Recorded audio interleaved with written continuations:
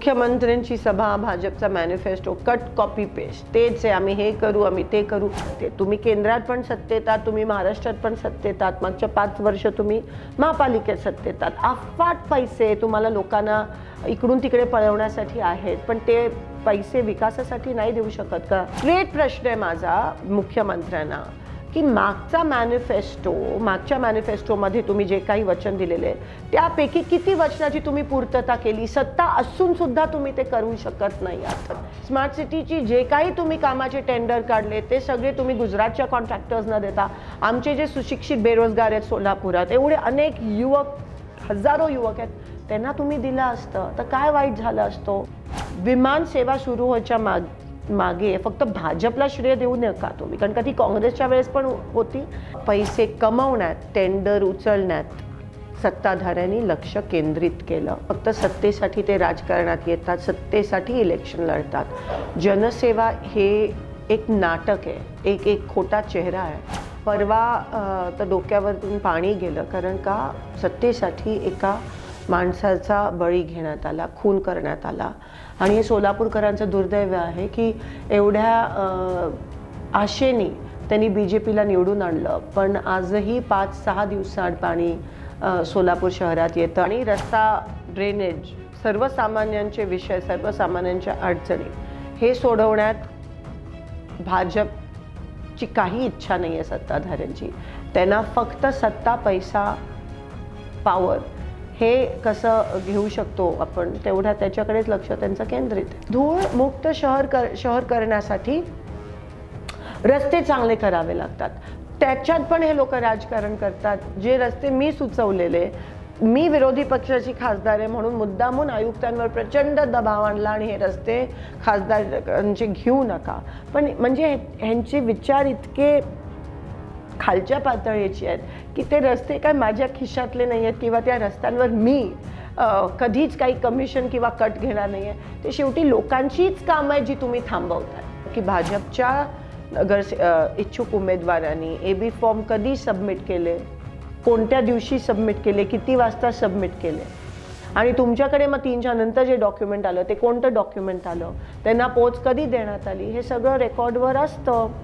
CCTV footage द्या आम्हाला. CCTV footage काय लपवताय तुम्ही? याचा अर्थ 100% तुम्ही दबावाचं राजकारण आणून सगळं त्या ठिकाणी मॅनिप्युलेट करताय. ते खरं तर 100% डिस्क्वालिफाय होण्यासारखं ते होतं. आम्ही रेटा धरला पण इन्फॉर्मेशनच दिली गेली जात नाही आम्हाला.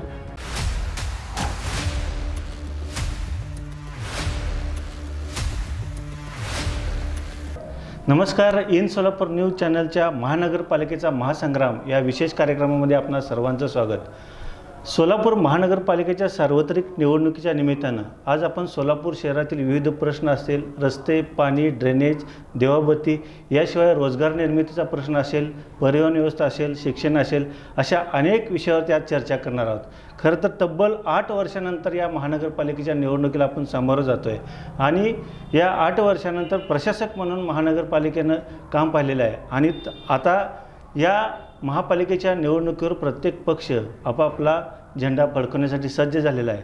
आणि या एकंदरीत सोलापूर शहराच्या विकासासंदर्भात आज चर्चा करण्यासाठी आपल्यासोबत सोलापूरच्या कर्तव्यदक्ष खासदार माननीय प्रणितताई शिंदे आपल्यासोबत आहेत. ताई नमस्कार. आपण या व्यासपीठावर आलात. तर आगामी सोलापूर महानगरपालिकेच्या निवडणुका लागल्या आणि या निवडणुका लागल्यानंतर प्रत्येकजण आपण पाहिलं या आरोप प्रत्यारोप असेल या निवडणुकीनिमित्त करतायत. खरं तर आज आपण या निवडणुकीला सामोरं जात असताना कोणते मुद्दे समोर घेऊन जात आहेत? आम्ही प्रत्येक निवडणुकीत विकासाचेच मुद्दे घेऊन जात असतो. मग ती लोकसभा असू दे, विधानसभा असू देत किंवा आता महानगरपालिका असू देत. तुम्हाला आठवत असेल की मागच्या लोकसभेच्या निवडणुकीच्या आधीच मी एक पत्र विरोधकांना लिहिलं होतं आणि तेव्हाच मी सांगितलेलं की ही निवडणूक ही तत्वाची होऊ देत आणि विकासाच्या मुद्द्यावरच आपण ही निवडणूक लढूयात. आणि एक बॅकस्टेज जे आपण एक स्टेज ठरलं त्यावेळेस. आणि आत्ता पण विकासाच्या मुद्द्यावरच आम्ही महानगरपालिका निवडणूक लढत आहोत. महानगरपालिका निवडणूक आणि प्रत्येक नगरसेवक हा प्रत्येक माणसाशी अतिशय निगडीत, आयुष्याशी निगडीत असतो आणि जवळचा असतो. कारण का हे मेन मुद्दे असतात जे आज 80% लोकांना अफेक्ट होत असतात महापालिकेचे. आणि जसं तुम्ही म्हणालात त्या पद्धतीत घराबाहेरचा रस्ता असेल, घरात येणारं पाणी असेल, घराच्या बाहेर साठणारा कचरा असेल किंवा महानगरपालिकेमध्ये एकंदरीत होणारी कामं असतील, हे डायरेक्ट रोज डेली लाईफमध्ये हे विषय प्रत्येकाच्या आयुष्यात अफेक्टेड असतात. आणि मागच्या 8 वर्षात ही समस्या निवारण करण्यासाठी कोणीच नव्हतं, कोणी फिरकलं नाही, कोणी आलं नाही. कारण का साहजिक आहे, त्यांनी निवडणूक घेतली नाही जी 5 वर्षांनी घ्यायला पाहिजे. आज टर्म संपून 3 वर्ष होत आहेत जवळजवळ, आणि मागची महानगरपालिका होऊन 8 वर्ष होत आहेत. आणि ह्या 3-4 वर्षामध्ये नगरसेवक नाहीच, प्रशासक नेमले गेले. कारण का कमिशनर नसतात, जेव्हा महापालिका अस्तित्वात नसते, महापौर नसतात, लोकप्रतिनिधी नसतात निवडून आलेले. आणि म्हणून एक प्रकारचा जो चेक राहायला पाहिजे प्रशासनावर, अंकुश राहायला पाहिजे, तो राहायला गेला नाही. आणि म्हणून मनमानीचा कारभार आपल्याला महापालिकेत होताना दिसला. मग त्याच्यात स्मार्ट सिटीचा विषय असेल, त्याच्यात अनेक रस्त्यांचे टेंडर उचलायचा विषय असेल, त्याच्यात एनकॅपचे, सेंट्रल गव्हर्नमेंटचे, केंद्र शासनाचे जे फंड्स असतात, अनेक असे विषय आहेत.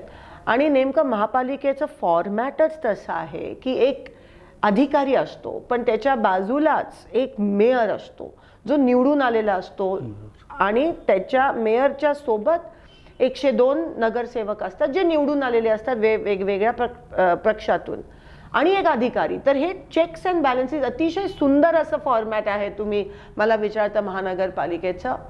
पण दुर्दैव हे की ते मागच्या 5-6 वर्षात कोणाचंही अंकुश नसल्यामुळे लोकांच्या जीवावर पैशाचं राजकारण महापालिकेत करण्यात आलं. महापालिका भ्रष्टाचाराचं केंद्र सोलापुरात ठरलं गेलं आहे असं म्हणायला हरकत नाही आहे. आणि लोकांच्या जीवाशी खेळी खेळण्यात आली. जे सर्वसामान्यांचे प्रश्न होते, जे मागच्या सत्ताधाऱ्यांकडून मॅनिफेस्टोमध्ये सांगण्यात आले, ते एकही त्याची पूर्तता करू शकले नाही. फक्त अनेक अशा गोष्टी आहेत ज्या मागच्या 5-6 वर्षात घडल्यात, ज्याच्यावरून सिद्ध होतं की भाजपचा आणि जनसेवेचा काही संबंध नाही. पण जर पाहिलं की निवडणूक आल्यानंतर मोठ्या प्रमाणात पक्षांतर होत असतं, आणि पक्षांतर आपण अलीकडच्या काळात जर पाहिलं, काँग्रेस पक्षामधून भाजपकडे मोठ्या प्रमाणात पक्षांतर झालं, आणि आपल्याच पक्षातील काही विद्यमान नगरसेवक असतील, माजी नगरसेवक, त्यांनी देखील या भाजपमध्ये प्रवेश केला. काय याच्यामध्ये सांगाल एकंदरीत आपण याबाबत? नाही, भाजप म्हणते की त्यांना देश काँग्रेस मुक्त करायचा आहे, पण भाजपच काँग्रेसयुक्त होत चाललं आहे. ही अतिशय लाजिरवाणी गोष्ट आहे त्यांच्यासाठी की त्यांना उमेदवार मिळत नाहीत आणि त्यांना आमच्या पक्षातले घेऊन जावे लागतात. साम दाम दंड आणि पैशाचा कुरूप वापर हा भाजपकडून प्रत्येक वेळेस करण्यात येतो, आणि म्हणून लोक साहजिक आहे तिथे जात असतात. आणि ही जी सगळे आहेत ते कुठे ना कुठेतरी काही ना काहीतरी अडचणीत किंवा कशात तरी सापडलेले असतात, आणि म्हणून खूप मोठ्या प्रमाणात ते होत आहे. आणि भाजप काँग्रेस मुक्त भाजप होता याचा आनंदच आहे मला.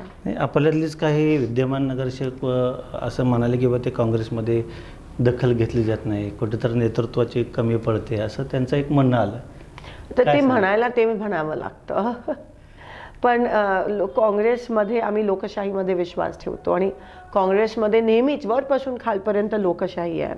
BJPची आतली जी कुजबूज असते की आम्हाला कधी काही बोलू देत नाहीत, किंवा आम्हाला जे लोकसभेमध्ये पण त्यांचे खासदार म्हणत असतात, आणि तेच खाली दिसून येतं की तिकडे वन मॅन शो असतो. काँग्रेसमध्ये तसं नाही आहे, पण नाईलाजाने बऱ्याच लोकांना BJPमध्ये जावं लागतं. कारण का मला असं ते विळख्यात अडकले, त्यांना विळख्यातून बाहेर पडायला हे करावं लागतं. तर अजून एक विषय महत्त्वाचा म्हणजे पाणीपुरवठ्याचा अतिशय महत्त्वाचा प्रश्न आहे. आपण जर पाहिलं सोलापूर शहराची हद्दवाढ 1992ला हद्दवाढ झाली, आणि हद्दवाढ झाल्यानंतर हद्दवाढ भागात आजही 7 दिवसाआड पाणी येतं, आणि सोलापूर शहरामध्ये 3 ते 4 दिवसाआड पाणी मिळतं. जवळपास आपल्याला 100 MLD पाणी औज बंधाऱ्यामधून येतं, 80 MLD पाणी पाकणीवरून येतं, आणि 20 MLD हिप्परगामधून येतं. जवळपास 200 MLD पाणी आज सोलापूर शहराला मिळतं. तरीही सोलापूर शहरामध्ये पाण्याची स्थिती अशी आहे. आज जे काही सोलापूर शहराला पाणी मिळतं ते उजनीमुळे मिळतं. उजनी नसतं तर आज 15 दिवसातून एकदा किंवा रेल्वेने पाणी आणावं लागलं असतं. पाण्याचं नियोजन उजनीनंतर NTPCच्या माध्यमातून जे होणार होतं, पण ते पण आम्ही दरवेळेस ऐकतो की ते होणार आहे, अजून झालं नाही आहे. काँग्रेस जेव्हा सत्तेत होती तेव्हा आम्ही NTPCचं काम दुहेरी पाईपलाईनचं त्या ठिकाणी सुरू केलं आणि आम्हाला वाटलेलं की सत्ता बदलल्यानंतर BJP खूप मोठ्या जोमात ते करेल, प्रमाणात ते करेल, ॲग्रेसिव्हली करेल, पण अजूनही ते करू शकले नाही आहेत. ही शोकांतिका आहे आणि हे सोलापूरकरांचं दुर्दैव आहे की एवढ्या आशेने त्यांनी BJPला निवडून आणलं, पण आजही 5-6 दिवसांत पाणी सोलापूर शहरात येतं आणि ते पण काही ठिकाणी गढूळ पाणी येतं, काही पूर्व भागात तर पहाटे 2ला येतं, कधी पहाटे 5ला येतं, हद्दवाडात 7 दिवसातून एकदा पाणी येतं. पाण्याची धार त्या ठिकाणी प्रेशरनी नसल्यामुळे लोक मोटारी लावतात, त्या मोटारींवर लहान मुलांचा जीव गेलाय शॉक लागून. गढूळ पाणी पिऊन पण लोकांचे जीव गेलेत आणि हा सगळा मोठा पाप आहे जो भाजप करत आहे. एक साधी पाण्याची पूर्तता ते करू शकत नाही, वॉटर ऑडिट ज्याला म्हणतात ते करू शकत नाही. जे आपण त्यावेळेस स्टोरेज टँक्सचं नियोजन केलेलं ते पण अजून साधं झालं नाही आणि पाऊस एवढ्या मोठ्या प्रमाणात पडत आहे. पण जसं मी म्हणाली, पाणी, रस्ता, ड्रेनेज, सर्वसामान्यांचे विषय, सर्वसामान्यांच्या अडचणी हे सोडवण्यात भाजपची काही इच्छा नाही आहे सत्ताधाऱ्यांची. त्यांना फक्त सत्ता, पैसा, पॉवर हे कसं घेऊ शकतो आपण तेवढ्या त्याच्याकडेच लक्ष त्यांचं केंद्रित आहे. तर आपण म्हटल्याप्रमाणे जे आपण जर पाहिलं की NTPCची पाईपलाईन झाली होती त्यावेळेस शिंदे साहेबांनी पाणी देवघेव करार केला होता.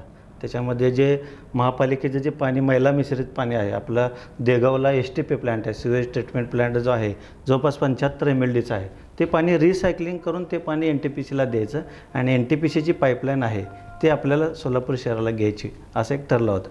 पण ते पुढं ते तसंच प्रलंबित राहिलं. त्याच्यामध्ये बघा लँड ॲक्विजिशनमध्येच एवढा वेळ गेला. ऑलमोस्ट 1-1.5-2 वर्ष त्या लँड ॲक्विजिशनमध्ये काही शेतकऱ्यांचा विरोध होता आणि ते करण्यात जिथे ॲग्रेसिव्हली गव्हर्नमेंटनी परस्यू करायला पाहिजे होतं युद्ध पातळीवर, ते करू शकलेच नाही. ती इच्छाशक्तीच नव्हती मुळात ते करण्याची आणि हे आज दिसून येत आहे. आणि म्हणून आज सोलापूरकरांना त्याचा त्रास होतोय. इच्छाशक्ती नसल्या कारण आज सोलापूरला पाणी मिळत नाही आहे, केवळ तोच एक विषय. पण प्रत्येक निवडणूक आल्यानंतर हेच आश्वासन दिलं दररोज पाणी पुरवठ्याचं. आज देखील दररोज पाणी पुरवठ्याचं आश्वासन दिलं. मुख्यमंत्र्यांची सभा होती, काय सांगाल याच्याबद्दल? मुख्यमंत्र्यांची सभा, भाजपचा मॅनिफेस्टो, कट कॉपी पेस्ट तेच आहे. आम्ही हे करू, आम्ही ते करू. मला एक सांगा, तुम्ही विचारायला पाहिजे मुख्यमंत्र्यांना की मागच्या वेळेस जी आश्वासनं दिले तुम्ही आत्तापर्यंत काय केलंय ते तर सांगा. तुमचं मागचं तुम्ही त्यांचा मॅनिफेस्टो घ्या आणि आत्ताचा घ्या, कट कॉपी पेस्ट आहे. पण तुम्ही सत्तेत, तुम्ही केंद्रात पण सत्तेत आहात, तुम्ही महाराष्ट्रात पण सत्तेत आहात, मागच्या 5 वर्ष तुम्ही महापालिकेत सत्तेत आहात. अफाट पैसे तुम्हाला लोकांना इकडून तिकडे पळवण्यासाठी आहेत, पण ते पैसे विकासासाठी नाही देऊ शकत का? तुम्ही त्याचं नियोजन नाही का करू शकत? मग तुम्ही त्यांना स्ट्रेट प्रश्न आहे माझा मुख्यमंत्र्यांना की मागच्या मॅनिफेस्टोमध्ये तुम्ही जे काही वचन दिलेले त्यापैकी किती वचनाची तुम्ही पूर्तता केली? सत्ता असून सुद्धा तुम्ही ते करू शकत नाही आहात. तेच रटाळ आश्वासनं, तेच रटाळ भाषणं, तोच रटाळ सूर. आता कंटाळा आलाय लोकांना, काहीतरी नवीन काय. आणि बरं, सत्ता आहे तुमची, तुम्ही सगळ्यांना घेऊन ही सत्ता स्थापन केली. आता तुम्ही वन साइडेड सत्ता लोकांना पळवून नेताय, वोट चोर, लोक चोर सगळं करताय तुम्ही, आणि तरी तुम्ही हे एक बेसिक आश्वासनाची पूर्तता नाही करू शकत. ह्याच्यावरून कळतं की हाथी के दात दिखाने केक आणि खाणे केक. त्यांना जनतेशी काही घेणं देणं नाही आहे, त्यांना सर्वसामान्यांच्या अडचणी सोडवण्यात काही घेणं देणं नाही. त्यांना इच्छाशक्तीच नाही आहे. त्यांना फक्त एकच इच्छाशक्ती आहे, पैसे कसे कमवायचे, भ्रष्टाचार कसा करायचा आणि कायमस्वरूपी EVMच्या माध्यमातून सत्तेत कसं बसायचं. लालची झालेत ते, ह्याच्यावरून आपल्याला दिसून येतं. पाणी पुरवठ्या संदर्भात आज एक बोललं गेलं की 892 कोटी रुपये जो अंतर्गत पाईपलाईन करण्यासाठी त्यांनी आता निधी मंजूर केलेला आहे. आणि त्याच्यानंतर रोज पाणी पुरवठा होईल असं देखील सांगण्यात येतं. काय सांगाल याच्याकडे? कुठे 892ची पाईपलाईन कुठे म्हणजे टाकणार आता आहे? निधी मंजूर झालेल्या अंतर्गत जे पाईपलाईन आहेत त्या दुरुस्तीसाठी नव्याने टाकण्यात येणार आहेत. आणि त्याच्यामुळे रोज पाणी पुरवठा, म्हणजे त्यांचं म्हणणं आहे की आता जे पाईपलाईन आहे त्याच्यातून रोज पाणी पुरवठा. टेक्निकली साऊंडच वाटत नाही आहेत मुख्यमंत्री मला. त्यांच्या बोलण्यात आणि करण्यात काही म्हणजे थोडंसं बिघडल्यासारखं वाटतंय. का एकंदरीत त्यांनी सांगितलं की विमानसेवा सुरू झाली, जसं बोललं होतं त्याच्यानंतर त्यांनी विमानसेवा सुरू केली. आता नाईट लँडिंगचं सुद्धा येत्या काळात आम्ही सुरू करणार आहोत. काँग्रेसची सत्ता होती तेव्हा पण विमानसेवा सुरू होती. किंगफिशर एअर ATR लँड व्हायचं, टेक ऑफ व्हायचं. त्याच्यानंतर 10 वर्ष तुम्ही काय केलं? पॉवर तुमचा होता, उडान स्कीम तुमची होती. तुम्ही का 10 वर्षात का नाही विमानसेवा सुरू केली? नंबर 1. नंबर 2, तुम्ही बोरामणी विमानतळाचं जे डेव्हलपमेंट होणार होतं, विकास, तो का थांबवला? आज तो दिला असता. ती निधी मुद्दामून थांबवली कारण का शिंदे साहेबांनी त्याची मंजुरी आणलेली. मी अनेकदा विधानसभेत आणि आता लोकसभेत पण त्याच्याबद्दल बोलली. काही घेणं देणं नाही आहे बोरामणी. ते इंटरनॅशनल आपण विमानतळ तिथे करणार होतो, एअरपोर्ट. मग ते का थांबवलं तुम्ही? आणि हे तुम्हाला एवढी वर्ष लागली विमान सेवा सुरू व्हायच्या मागे. फक्त भाजपला श्रेय देऊ नका तुम्ही, कारण का ती काँग्रेसच्या वेळेस पण होती. आणि जेव्हा सोलापूरकरांनी मला खासदार म्हणून निवडून दिलं तेव्हा मी सिव्हिल एव्हिएशन मिनिस्टर त्यांना भेटली, दोघांना, नायडूजींना पण आणि मोहोळजींना पण. आणि तेव्हा त्यांनी मला सांगितलं की आम्ही काही दिवसात करू. पण मी बॅनरबाजी करत नाही काँग्रेसची. आमची ती संस्कृती नाही आहे. मी स्टंटबाजी करत नाही. मी पत्र दिल्याचे फोटो माझ्या लोकांनी, माझ्या कार्यकर्त्यांनी केले. आणि मला हा आनंद आहे की ज्यांनी कोणी प्रयत्न केला, तो मला माहिती आहे मी किती केला, ते विमानसेवा सुरू झाली. पण त्याचं श्रेय कोणी घ्यायला पाहिजे आणि ते कोणामुळे झालं आणि मोठे मोठे बॅनर लावलं, त्या लेवलच्या राजकारणात मी कधी पडली पण नाही आणि मला पडायचं पण नाही. आणि लोकांना व्यवस्थित माहिती असतं कोण प्रयत्न करतं, कोणाच्या प्रयत्नाला यश मिळतात आणि केव्हा विमानसेवा आधी सुरू होती. विमानसेवा काय पहिल्यांदा सोलापुरात सुरू झाली असं नाही आहे. 10 वर्ष सत्तेत असून त्या विमानसेवा सुरू व्हायला लागली, ह्याचं दुःख आम्हाला होतं. आणि विमानसेवेसोबत तुम्ही जर पाणी दिलं असतं, तुम्ही जर रस्ते केले असते, जर तुम्ही भ्रष्टाचार केला नसता, जर तुम्ही महानगरपालिकेचं इलेक्शन घेतलं असतं, जर तुम्ही स्मार्ट सिटीची योजना संपूर्ण सोलापुरात, जिकडे माझे कामगार बंधू राहतात, जिथे माझ्या झोपडपट्ट्या आहेत, तिथे जर केले असते तर आम्हाला खरंच वाटलं असतं की ह्यांना विकास करायचा. पालकमंत्री म्हणणारे बोलताना की विमानसेवा सुरू होणार नाही असं तुम्ही गॅरंटीने सांगितलं होतं, परंतु आम्ही गॅरंटीने विमानसेवा सुरू केली असं त्यांचं म्हणणं आहे. आणि अजून एक त्यांनी असा आरोप केला की सोलापूर शहरात कुठलंही काम होत नाही असं गॅरंटीने सांगणारे एकमेव खासदार आहेत असं पालकमंत्री म्हणाले. काय सांगाल याबाबत? नाही, एकही काम होत नाही हे माझ्यापेक्षा तुम्ही सर्वसामान्य लोकांना विचारा. पण भाजपमध्ये ह्याच्यावरून कळतं की किती मोठा डिस्कनेक्ट आहे भाजपच्या नेत्यांमध्ये आणि सर्वसामान्य लोकांमध्ये. जे ग्रासरूट आणि नेतेगण आहे त्यांच्यामध्ये किती मोठा डिस्कनेक्ट आहे हे आपल्याला दिसून आलं. आणि म्हणून त्यांना वाटतं कामं होत आहेत, ती कुठे होत आहेत आम्हाला तर दिसत नाही आहेत. तुम्ही जर महानगरपालिकेला एवढी निधी आणली तर ती कुठे गेली ते आम्हाला दिसत नाही आहेत. महापालिकेची कामं कुठे होत आहेत ते आम्हाला दिसत नाही. अहो, पाणी मिळत नाही, बाकीचं सोडा. आज तुम्ही बघता रस्त्याची अवस्था काय झाली, घाणीचं साम्राज्य आहे. कोणती कामं होत आहेत कोणती दुर्बीण वापरतायत पालकमंत्री मला सांगा. आणि एवढा मोठा डिस्कनेक्ट आहे त्यांच्यामध्ये, मॅनिफेस्टोमध्ये पण आणि लोकांमध्ये डिस्कनेक्ट. सर्वसामान्य आणि भाजपचे नेते हे सर्वसामान्य लोक हे त्यांच्याबरोबर कधी आयडेंटिफायच करू शकले नाही, कारण का भाजपचा कोणताही नेता जमिनीशी निगडीत नाही आहे, ग्रासरूटमध्ये नाही आहे जसे काँग्रेसचे आहेत. जे काही असो तरी काँग्रेसचा माणूस पहिले तिथे पोहोचत असतो कोणाला काही अडचण आली तर. हे भाजपचे अर्धी लोक सगळे स्टंटबाजीमध्ये आणि बाहेरून येऊन सोलापूरचं वातावरण दूषित करतायत पाण्यासारखं. स्मार्ट सिटीच्या कामाबाबत काय सांगाल? मोठ्या प्रमाणात खूप मोठा भ्रष्टाचार. एक तर स्मार्ट सिटीची योजना जेव्हा आणली तेव्हाच आम्ही खूप ह्याबद्दल बोललो होतो की ही स्मार्ट सिटीचा जो ABD झोन आहे तो फक्त शहरातल्या 3% भागात आहे. मग सोलापूर स्मार्ट सिटी कसं झालं? तुम्ही फक्त 3% भागात, आणि तो पण ठराविक, जो ऑलरेडी जिथे थोडाफार विकास झालेला त्या भागातच तुम्ही स्मार्ट सिटी लावता, तुम्ही वायफाय केंद्र चालू करता वगैरे वगैरे. लोकांचं पोट कुठे भरतंय, लोकांचं रस्त्याची कामं कुठे होत आहेत, पाणी कुठे. स्मार्ट सिटी एकंदरीत म्हणजे रोज पाणी मिळालं पाहिजे, धूळमुक्त शहर झालं पाहिजे, रस्ते सगळे चकाचक झाले पाहिजेत अंतर्गत. बेसिक ह्या गोष्टी आहेत ना. स्मार्ट ड्रेनेज लाईन चांगल्या झाल्या पाहिजेत. पावसाळ्यात तुमच्या घरात अजूनही पाणी शिरतं, म्हणजे तुमची ड्रेनेजची व्यवस्था पूर्ण कोलॅप्स झाली आहे. तुम्ही 6 महिन्यांनी जे स्टॉर्म ड्रेन साफ करायला पाहिजे होते दर 6 महिन्यांनी किंवा पावसाळ्याच्या आधी, ते झालं नाही. मग कसली स्मार्ट सिटी तुमची, कसली स्मार्ट सिटी? आणि त्यावर स्मार्ट सिटीची जे काही तुम्ही कामाचे टेंडर काढले ते सगळे तुम्ही गुजरातच्या कॉन्ट्रॅक्टर्सना देता. आमचे जे सुशिक्षित बेरोजगार आहेत सोलापुरात, एवढे अनेक युवक, हजारो युवक आहेत, त्यांना तुम्ही दिलं असतं तर काय वाईट झालं असतं? एवढंच वाईट झालं असतं की तुम्हाला त्याचा कट मिळाला नसता. पण ह्यांचं सगळं मिलीभगत आहे. आधीपासून ह्यांचं प्लॅनिंग आहे, स्मार्ट सिटी की योजना के कॉन्ट्रैक्ट गुजरात को मिलने चाहिए, उसमें से थोड़ा हिस्सा तुमको मिलेगा, वो हिस्सा लेके तुम इलेक्शन लढो. अतिवृष्टी झाल्यानंतर मोठ्या प्रमाणात लोकांच्या घराघरात पाणी शिरलं आपण पाहिलं. ती अदिला नदी असेल, अतिवृष्टीमध्ये लोकांच्या घरात पाणी शिरलं. असं नाही आहे की एवढ्या मोठ्या प्रमाणात पहिल्यांदा पाऊस झाला, आधी पण झालेला, पण एवढ्या मोठ्या प्रमाणात लोकांचं नुकसान झालं. कारण का घरात पाणी शिरलं, गटाराचं पाणी हे पिण्याच्या पाईपलाईनसोबत पाण्यासोबत मिक्स झालं. अनेक लोकांना त्या ठिकाणी आजार झाले. त्यामध्ये ह्या सगळ्यांमध्ये एक नदी दिसून आली ज्याच्यावर सगळ्यांनी अतिक्रमण केलेलं.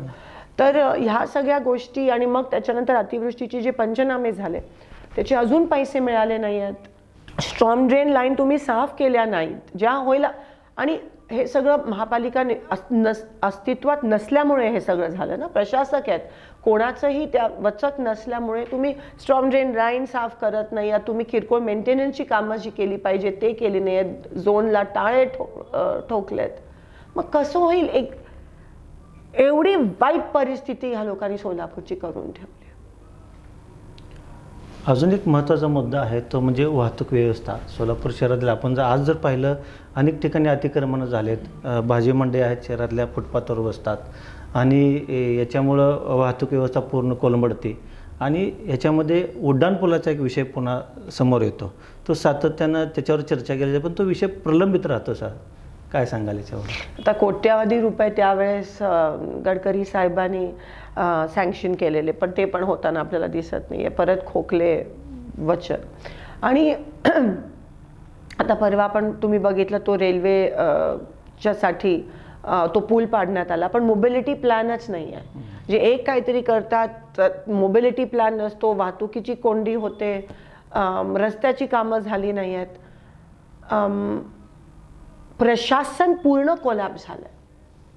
आणि फक्त महापालिका नाही, पण मग पोलीस प्रशासन असेल, तुमचं PWD असेल, कलेक्टर ऑफिस, रेव्हेन्यू असेल, सगळं प्रशासन कोलॅप्स झालं आहे. कोणाची वचक त्या ठिकाणी नाही आहे, कोणी अकाउंटेबल नाही आहे, कोणी आन्सरेबल नाही आहे. कारण का हे सगळे हवेत आहेत आणि त्यांना खरंच वाटतं की पैशाच्या बळावर सगळं चालतं. पण लोकांच्या बद्दल एक जी जाणीव असायला पाहिजे, तळमळ असायला पाहिजे, ती कोणात दिसत नाही आहे. फक्त सत्तेसाठी हापापलेलं एकंदरीत ह्यांचा अहंकारी ह्यांची जी मानसिकता आहे ती दिसते. जाणीव नाही आहे, बांधिलकी नाही आहे, जबाबदारी नाही आहे, ती दिसून येते ह्याच्यामध्ये. आणि आणि आणि प्रशासन पण तसंच आहे. कारण का जेव्हा राज्यकर्ते पळतात आणि धावतात आणि खरंच त्यांची ती तळमळ दिसून येते, तेव्हा प्रशासनावर ऑटोमॅटिकली एक अकाउंटेबिलिटी राहते. ते नाही आहे, कोणाला काहीच पडलं नाही आहे. हे याच्यामध्ये अजून एक विषय महत्त्वाचा म्हणजे रोजगार निर्मिती. प्रत्येक निवडणूक आल्यानंतर हा विषय चर्चेला येतो. IT पार्कचा विषय असेल, काय सांगाल याच्याबद्दल? मी एकच सांगू शकते, IT पार्क ही कल्पना खूप चांगली आणि अनेक वर्षापासून आपण ऐकतोय. IT पार्क आणलं तर आनंदच आहे आणि तो पण प्रयत्न सगळ्यांचाच आहे. सगळ्यांचा ह्या ठिकाणी सिंहाचा खारीचा वाटा असणार आहे. पण तुम्ही खाजगीकरण करताय, तुम्ही महानगरपालिका अर्ध सगळं कॉन्ट्रॅक्ट बेसिसवर चालवताय, तुम्ही रेल्वे सगळं कॉन्ट्रॅक्ट बेसिस, तुम्ही असलेल्या युवकांच्या कायम नोकऱ्या तुम्ही घालवताय. तुम्ही आरक्षण त्या ठिकाणी रद्द करण्याचं कट कारस्थान करताय खाजगीकरण करून. आज सुशिक्षित युवकांना पण वेगळे त्या ठिकाणी जॉब्स करावे लागतात किंवा पोटासाठी वेगळं काही करावं लागतं. हे भाजपने केलेलं पाप आहे. आणि जेव्हा ते सरकार सत्तेत आले तेव्हा म्हणे हम इतने नोकरियां करेंगे उतने नोकरियां करेंगे. काय झालं त्याचं? पण IT पार्क झाल्यावर किती मुलांना तुम्ही त्याच्यात नोकरी लावणार आहात? जे 12वी असतील, जे ग्रॅज्युएट असतील त्यांना नोकरी लावणार. त्यांच्या नोकरीसाठी, मुलं स्वावलंबी बनण्यासाठी तुम्ही काय करणार आहात? मुलगा उद्या बँकेत गेला, त्याला स्वतःचा बिझनेस चालू करायचा असेल तर त्याच्याकडे हजारो कागदपत्र विचारली जातात. बँका रेड झोनमध्ये अर्ध्या एरियाजना टाकतात. बँका त्या ठिकाणी ते काहीतरी PM योजना आहे. किती प्रकरणं मंजूर झालेत मला सांगा. किती युवकांनी त्या माध्यमातून रोजगार चालू केला आहे? 0. हा एवढा मोठा फक्त दिखावा आहे, पण ग्राउंड रियालिटी 0 आहे. आज महागाई एवढी वाढली आहे. महागाई एवढी, आज सोन्याचे दर असतील, तुमचं सिलेंडरचा असेल, आज डाळी असतील, तेल असेल, एवढी महागाई वाढली आहे. कसं शक्य आहे? पण तुम्ही काय करताय? तुम्ही त्याला चालना देण्यासाठी, तुम्ही युवकांना रोजगार उपलब्ध करून देण्यासाठी काय करताय? फक्त IT पार्क ही मार्केटिंग आहे नक्की. पण माझ्या मते की युवकांना स्वतःच्या पायावर उभं राहण्यासाठी, मग त्याचं शिक्षण काही असू दे, ज्यांना शिक्षण परवडत नाही त्यांना पण तुम्ही मदत करणं गरजेचं आहे. पण सरकारच्या माध्यमातून काहीच होत नाही आहे तिकडे. तुम्ही बघा, सगळे महामंडळ ठप्प आहेत. सगळी महामंडळ ठप्प आहेत. मागासवर्गीयांना लोन्स मिळत नाही आहेत. त्या ठिकाणी लोनसाठी 10,000 अटी आहेत. बँका कोणालाही त्या ठिकाणी मदत करत नाहीत. उलट हे लोन रिजेक्ट कसं करायचं, ह्याला ब्लॅकलिस्ट कसं करायचं, ह्याला रेड झोनमध्ये कसं टाकायचं, त्यावरच भर चालू आहे ह्यांचा. ईज ऑफ मुवमेंट ज्याला पाहिजे बँकिंग, ते कुठेही. आज सोलापूरकर सर्वात जास्त टॅक्स भरतायत देशात. महाराष्ट्रात तुम्ही टॅक्स इझी केलं नाही आहे. टॅक्सची जी पूर्ण जी संकल्पना असते त्याबद्दल कोणीच काही बोलत नाही आहे. म्युन्सिपल कमिशनर जे प्रशासक आहेत ते हताश झाले. त्यांच्यावर खूप मोठ्या प्रमाणात दबाव आहे. त्यांना काही रिफॉर्म्सवर विचार करायला पण वेळच नाही आहे, कारण का एवढा दबाव आहे. ते कर्मचारी म्हणून काम करतायत सत्ताधाऱ्यांचे. ते आपण म्हटल्याप्रमाणे जे खाजगीकरणाचा विषय आपण काढला, उद्यानाचं जर अवस्था बघितली आपण शहरातले, एक ज्येष्ठ नागरिक असतील, लहान मुलं असतील, एक मोकळा श्वास घेण्यासाठी उद्यानांची गरज असते. परंतु आज ते उद्यानं काही शहरातील नगरसेवकांना देऊन ते BOTवर दिले चालवायला, परंतु त्याचं पुढं काय झालं नाही. त्यांनी उलट त्याच्यावरती त्यांचा बिझनेस सुरू केला. पण ते उद्यानं अशी दुरावस्था अशीच झालेली. काय सांगाल आपण? नाही, उद्यानं विकसित झालीच पाहिजे, कारण का ते ओपन स्पेसेस आहेत. आज तुम्ही बघताय दिल्ली आणि मुंबई सारख्या ठिकाणी AQI एवढ्या मोठ्या प्रमाणात वाढला आहे. आणि ओपन स्पेसेस असतील, आपलं तलाव असेल, हे आपल्याला विकसित करणं गरजेचं आहे. पण इथे पण ते पैसे, तुम्हाला आठवतं ही पहिलं नाही, आधी पण जेव्हा भाजप होतं तेव्हा पण ही सगळी उद्यानं ओपन स्पेसेस BOTवर देणार होते आणि ते आम्ही विरोध केलेला. कारण का BOTवर दिलं तर त्या उद्यानात पहिले सभागृह होईल, मग तिकडे गाळे बांधले जातील, मग ते पुन्हा एकदा लोकांना दिल्या जातील, परत एकदा त्याच्या मागून कमिशन, हे सगळं सुरूच होणार आहे. मग ओपन स्पेसेस गेल्या तुमच्या, व्यायाम ओपन जिम असतात त्या नाही होणार, ओपन स्पेसेस गेल्या. सगळ्या गोष्टी त्यांना व्यावसायिकच ह्यांचा माइंडसेट आहे. आणि सगळ्या गोष्टीतून ह्यांना फक्त ह्याच्यातून पैसे कसे कमवायचे एवढंच ह्यांच्या डोक्यात आहे. पण एका शहराचं सौंदर्य कसं जपवू शकतो, एका शहराचं आपण अजून चांगलं सुंदर कसं बनवू शकतो. आता NCAP जो निधी आहे केंद्र शासनाचा, तो धूळमुक्त शहरासाठी असतो. आणि धूळमुक्त शहर करण्यासाठी रस्ते चांगले करावे लागतात. त्याच्यात पण हे लोक राजकारण करतात. जे रस्ते मी सुचवलेले, मी विरोधी पक्षाची खासदार आहे म्हणून मुद्दामून आयुक्तांवर प्रचंड दबाव आणला आणि हे रस्ते खासदारांचे घेऊ नका.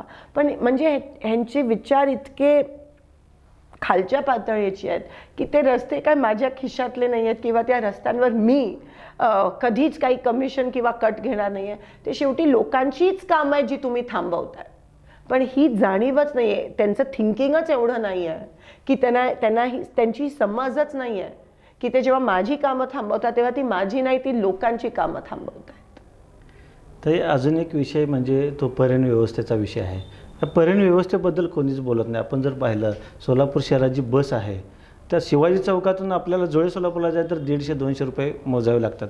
सर्वसामान्य नागरिकांना हे शक्य नाही. पण आज परिवहन व्यवस्था पूर्ण कोलमडलेली दिसते. जसं मी म्हणाली, आपण एवढ्या त्या बसेस आणलेल्या त्या आज कुठे काही दिसत नाही आहेत. आणि तिथे पण मला असं वाटतं परवा कोणीतरी मंत्री येऊन कोणाला तरी चांगलं काम करणाऱ्या अधिकाऱ्यांना त्यांचं ऐकत नाही म्हणून काढून सस्पेंड केलं का काहीतरी. खरं तर तिथे मोफत प्रवास असायला पाहिजे काही सिनियर सिटीजन्सना, महिलांना, ते पण होताना दिसत नाही आहे. आणि तोच विषय, तो इच्छाशक्ती नसल्या कारण एक सुंदर व्यवस्था, परिवहन असेल, तुमची महापालिका असेल, एवढी चांगली व्यवस्था, त्याला त्याची पूर्ण वाट लावलीत आणि भोगावं लागतंय सोलापूरकरांना.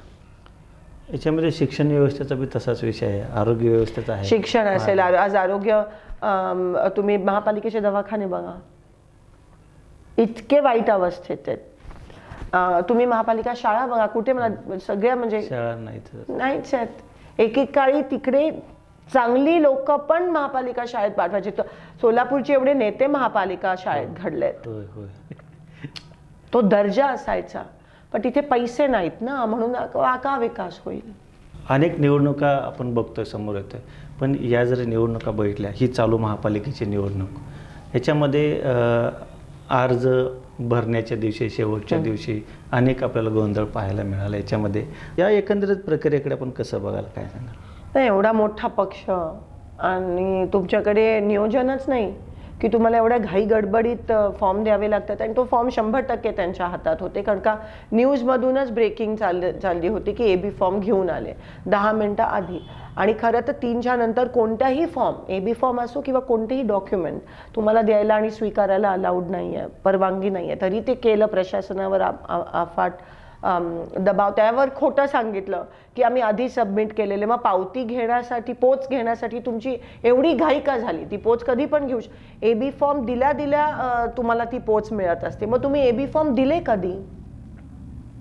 आम्ही ते उत्तरं मागतोय, अजूनही प्रशासनाने आम्हाला उत्तर दिलं नाही. आम्ही रिट पिटिशन दाखल केलं त्या ठिकाणी हायकोर्टमध्ये, आम्ही नोटीस पाठवल्या, पण अजूनही आम्हाला काही उत्तर मिळाले नाही की भाजपच्या इच्छुक उमेदवारांनी AB फॉर्म कधी सबमिट केले, कोणत्या दिवशी सबमिट केले, किती वाजता सबमिट केले.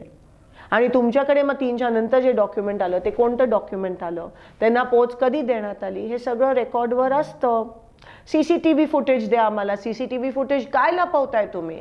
ह्याचा अर्थ 100% तुम्ही दबावाचं राजकारण आणून सगळं त्या ठिकाणी मॅनिप्युलेट करताय. ते खरं तर 100% डिस्क्वालिफाय होण्यासारखं ते होतं. आम्ही रेटा धरला, पण इन्फॉर्मेशनच दिली गेली जात नाही आम्हाला, ना CCTV फुटेज, ना तुमची उमेदवारांची यादी डिक्लेअर करायला रिटर्निंग ऑफिसर 48 तास लावतात. आणि ती पण जेव्हा बाहेर येते तेव्हा सगळं चुकीचं. कोणी इंडिपेंडेंट, ज्यांना अधिकृत चिन्ह आहे त्यांना इंडिपेंडेंट म्हणून तुम्ही दाखवता. काय चाललंय काय. विरोधी पक्ष लक्ष ठेवून नसतं तरच त्यांनी सगळंच म्हणजे असंच केलं, बिनविरोधच केलं असतं. नोटा नाही आहे का, तुम्ही बिनविरोध कसं काय करता इतर महानगरपालिकेत. नोटाचा अर्थ काय. मग जर 51% नोटाला मिळाले तर बिनविरोध कसं काय होता तुम्ही. मग का नाही कोणी प्रशासन बोल. हे मी म्हणजे अधिकारी IAS असतील, एवढं कष्ट करून येतात इथे आणि मग त्यांच्या कष्टावर भाजपची लोक, सत्ताधारी फक्त त्याची चेष्टा करतात, कष्टाची चेष्टा करतात आणि असं करायला लावतात. त्यांना पण कळते अधिकाऱ्यांना हे चुकीचं आहे, हे बरोबर नाही आहे, पण कोण बोलणार. सत्तेच्या पुढे काय झालं नाही. या निवडणुकीत महाविकास आघाडीची स्थिती काय राहील, काय सांगा. नाही, नक्कीच आम्ही हिमतीने लढतोय. आम्ही 5 समविचारी पक्ष भाजपच्या विरोधात लढत आहोत. लोकांचा कल पण जर बघितला तर भाजपच्या विरोधात प्रचंड रोष आहे. आणि मला खात्री आहे की नक्कीच लोक ह्यावेळेस सोलापुरात परिवर्तन आणतील, कारण का सोलापूरकरांनी ठरवलं आहे आणि यंदा वारं फिरवलं आहे. तुम्ही आता या निवडणुकीला एक शेवटचा प्रश्न आता असा आहे, आपला जाहीरनामा काय आहे आणि जनतेला काय आवाहन करणार आहात या निमित्तानं? आमचा जाहीरनामा हा सर्वसामान्यांचा जाहीरनामा आहे. सर्वसामान्यांकडून इनपुट्स घेऊन आम्ही आमचा जाहीरनामा तयार केला आहे. सर्वसामान्य कामगार असतील, रिक्षा चालक असतील, त्यांच्या हस्ते आम्ही हा जाहीरनामा प्रकाशित पण केला आहे. आम्ही तळागाळातल्या लोकांसाठी असो किंवा उद्योजक असो, ह्यांच्यासाठी तो जाहीरनामा, आमचा जाहीरनामा एक जागृत डॉक्युमेंट आहे, कट कॉपी पेस्ट नाही आहे. बदलत्या काळाबरोबर बदलता हा जाहीरनामा आहे आणि आम्ही जे सांगतो, जे वचन करतो ते करून दाखवतो. हे तुम्ही बघितलंय, जेव्हा काँग्रेसची सत्ता होती तेव्हा पाणी व्यवस्थित मिळायचं, स्वच्छ मिळायचं, कामं व्हायची. आणि आम्ही आमच्या जाहीरनाम्यात एवढं पण लिहिलं की आमचे कोणीही नगरसेवक कोणत्याही प्रकारचं टेंडर उचलणार नाहीत आणि आधीच्या आत्ता ज्यांनी उचललं त्यांच्या सगळ्यांवर कारवाई. तर एक पारदर्शक जाहीरनामा असा महाविकास आघाडीने सोलापूरकरांसाठी दिला आहे आणि मी हीच आशा बाळगते की ह्यावेळी सोलापूरकर परिवर्तन घडवतील आणि एक चांगले इच्छाशक्ती असणारे, जे सोलापूरचा खरंच विकास घडवून आणणाऱ्या लोकांना महानगरपालिकेवर निवडून आणते. नक्कीच आज या ठिकाणी सोलापूर महानगरपालिकेच्या निवडणुकीच्या निमित्तानं काँग्रेसच्या खासदार माननीय प्रणिताई शिंदे या व्यासपीठावरती आल्या आणि त्यांनी या 5 वर्षांमध्ये भाजपाची सत्ता होती आणि विविध रस्ते, पाणी, ड्रेनेज, दिवाबत्ती असेल अशा अनेक विषयावर चर्चा करत असताना जे भारतीय जनता पार्टीनं जे आश्वासनं दिली ते आश्वासनं तशीच राहिलेली आहेत आणि केवळ ही आश्वासनच राहिली. याच्यापुढं जे काँग्रेस पक्षानं जे कामं अगोदर केली तेच भाजप पुढं ते रेटून नेण्याचं काम करतं आहे. आणि आपण जर पाहिलं एकंदरीत पर्यटन व्यवस्था असेल, शिक्षण व्यवस्था असेल, त्याच्यानंतर आरोग्य व्यवस्था असेल, हे देखील पूर्णतः सोलापूर शहरातील कोलमडलेले आहे. सोलापूर जनतेतील सर्व कामं असतील, रस्ते असेल, पाणी असेल, या सर्व व्यवस्थितरित्या नागरिकांना सेवा देण्यासाठी पुन्हा काँग्रेसवर एक विश्वास दाखवून पुन्हा महापालिकेमध्ये काँग्रेस पक्ष निवडून येईल असा विश्वास त्यांनी या ठिकाणी व्यक्त केलेला आहे. तर ताई, आपण या ठिकाणी आलात त्याबद्दल आपला मनापासून खूप धन्यवाद. खूप धन्यवाद.